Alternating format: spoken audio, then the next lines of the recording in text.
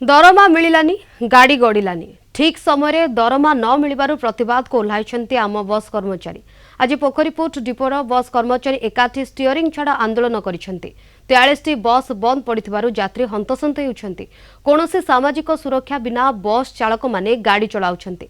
आज 42 दिन बीती जाइथिले भी दरमा पाइ नथिबारु स्टीयरिंग छाड़ा आंदोलन करिसेंति आम बस ड्राइवर।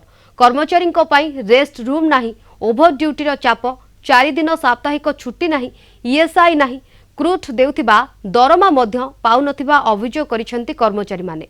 एने अधिक आलोचना करिसेंति आम भुवनेश्वर रिपोर्टर स्तुति रंजन प्रधान। ना मिलुची ठीक समय सैलरी, ना मिलुची छुट्टी, ना मिलुची सामाजिक सुरक्षा, यही विभिन्न दाबी नहीं वर्तमान राजरास्ता कोलैछन्ति आम बस ड्राइवर। आम प्रथमे ये देखा चाहबू ये हूँ आम बस डिपोर चित्र जो कह पोखरीपुटर आम बस डिपोर जो मैंने रही से ड्राइवर मैंने वर्तमान आंदोलन कोलैछन्ति बा रास्ता कोलैछन्ति विभिन्न दाबी नहीं वर्तमान रास्ता कोलैछन्ति।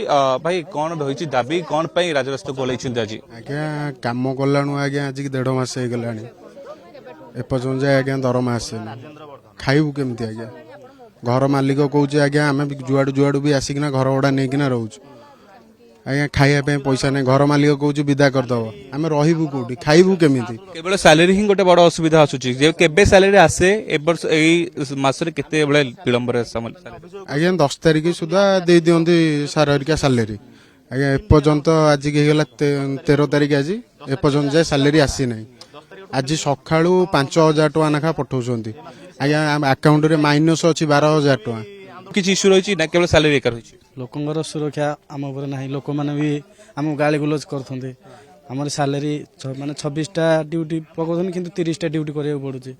सबुठु मेन कारण है 40 दिन 42 दिन हो सार आम सैलरी आसवाक ना समस्ते ये फैमिली नहीं भड़ा नहीं रोचे कार ये निज भी घर ना जे आडजस्ट करदे बोली सार बारंबार यही असुविधा सब मसरे ही होची। सबुठ मेन कथा है सैलरी कथा आमर छुट्टी जो 4टा रोचे आमर जो वीकली छुट्टी किसी दौना काटी दौरान से गोटे मेन मैटर 4टा छुट्टी दवा कथा आमर भल मंद सुविधा असुविधा सब अच्छी ना आम ता बोली गाड़ी चलाऊँ बोली आम सुविधा असुविधा किसी ना आमको छुट्टी दौना से गोटे कथा।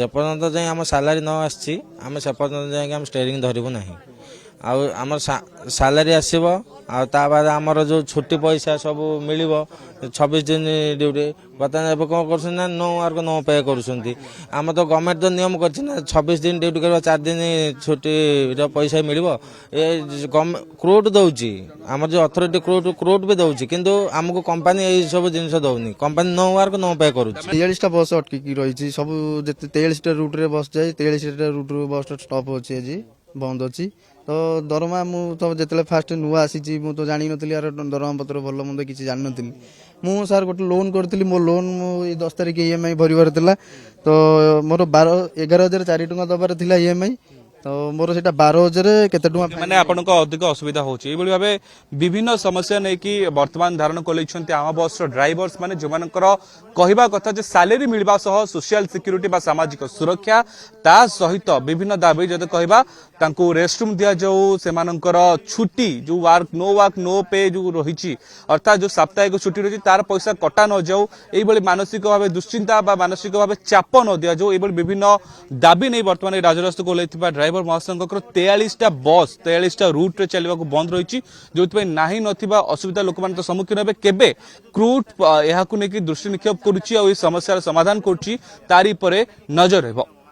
भुवनेश्वर कैमरा पर्सन शरद सह स्तुति रंजन प्रधान, कलिंग टीवी।